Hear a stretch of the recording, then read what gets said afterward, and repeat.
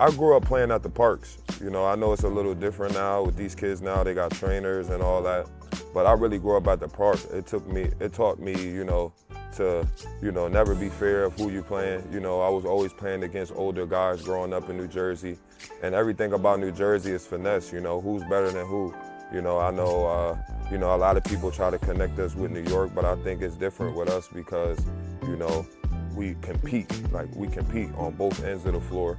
You know, we want to prove that not only we can play offense, but we can also guard our yard. And I think that's what helped me growing up in New Jersey, and just so many great players that come out of New Jersey, man. It's just like, we never try to say, oh, we the best, who we the best. It's just, yo, whether if we team up or we go against each other, it's just gonna be a movie for real. In my first year overseas, you know, I was young. You know, I was coming out of college. I was 21 years old, going on 22. And, you know, I started to get a little homesick in the beginning, first couple months, you know, missing the family a lot. You know, I didn't know if I was really built for it. You know, my grandfather ended up dying my first year. So that was my first time being away, and an important family member died. So I didn't know if I was built for it. I went back home. They let me go home for the funeral. But then once I came back from that funeral, I felt like everything came together. Like, I started to understand, okay, you know, this is gonna be my lifestyle for the next, you know, 10 years, you know, pretty much. I'm a very local guy. Like, Jersey is really in my blood. Like, you know, I don't like to be too far out the way, away from family and everything. That's why going to Wichita State was big for me, you know. But I would have to say, you know, going to Wichita State, you know, I think that's when it really opened my eyes. And then I seen another world, you know, growing up, you know, here in Patterson, and then going to Jersey City to play in high school. You know, I never really was out of that New Jersey realm. Like, I've always been around Jersey people and around family here. I think going to Wichita State, I wanted to do that because I wanted to see another side. I wanted to be away from everything and kind of grow into a man, you know, from a boy to a man.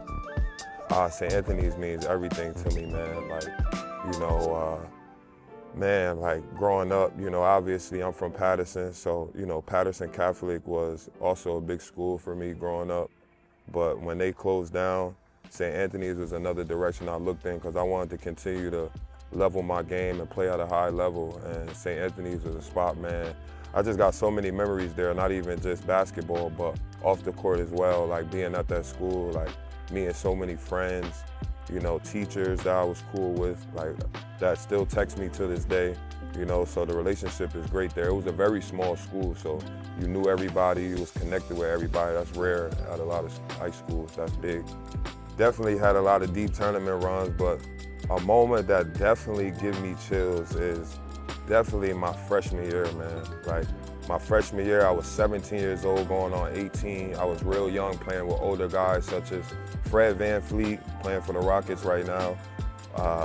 Landry Shamet, I played with, who's just playing the NBA, you know, right now. And he was hurt. And, you know, my first year, I wasn't really supposed to play like that. And then I ended up being third in minutes, ended up getting freshman of the year. To be almost being supposed to be redshirted to, you know, being a prominent player on the team, you know, to go into the tournament and beat Arizona. My first year, we were a 10 seed, they were a 6 seed, you know, to upset them, you know, that gave me chills. That really showed me like, okay, I'm playing with the big boys now. Now, I would definitely say, I don't think no one as Americans, you know, dream of saying, oh, I want to be an overseas player. I tell you, reality hit me after my senior year, you know, after summer league, you know. The summer league stint wasn't what I expected it to be. You know, I think a lot of guys can attest to that, how that goes, you know, with the political side. But like, you know, I think I went to a G League tournament, a G League Invitational, you know, and they were telling me how much the players make and stuff. And I'm like, I don't know if this gonna, you know, help me, you know. So I think that was when I think I got a good offer from, you know, a team in Hungary. And that's when I was like, boom, wow, I'm really about to go overseas. And it was funny because I had a girlfriend at the time. She was crying, carrying on, crazy, because I was leaving, you know. So that's when I knew, like, oh man, this is real, you know. But that's definitely, I would have to say, you know. when I realized like, yo, I'm about to really be up out of here, you know. So, you know, people tell you how it's gonna be, but you don't know until you experience it. And then once I experienced it, it took me almost most of the season to really get used to it. Like, you know, because, you know, I was more nerve-wracking playing at home than on the road. That's how crazy our fans were, because like every shot you make, every shot you miss, you know, like, you know, when you play in that type of crowd, like, you know, you just hope for the best, you know.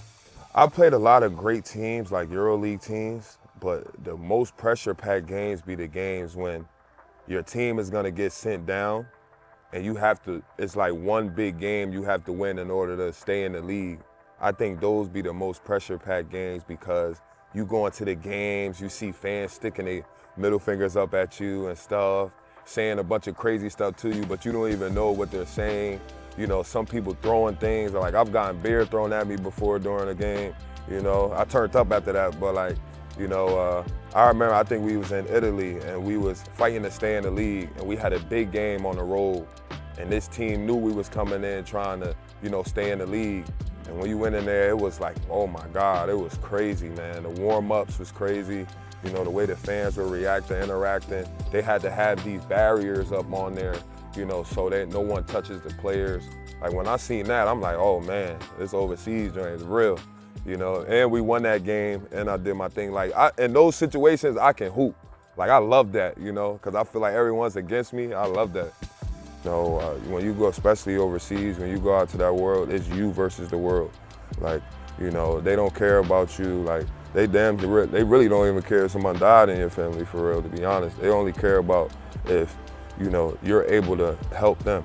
You know, you're able to make money for them, you know, and that's what you have to understand out in this world. Nobody cares about your feelings. You know, you really have to, you know, find your own happiness and go out there and kill them with kindness. You know, you have to, because like, even if you come out as angry or anything like that, they're gonna portray you as such, and you gotta always keep a, you know, positive head, smile. You know, when you see these people, smile. You know, all you gotta do is show a smile. That'll show like, okay, you're interested in what they talking about, even if you're not. Like, always present yourself well. First impression is everything, you know.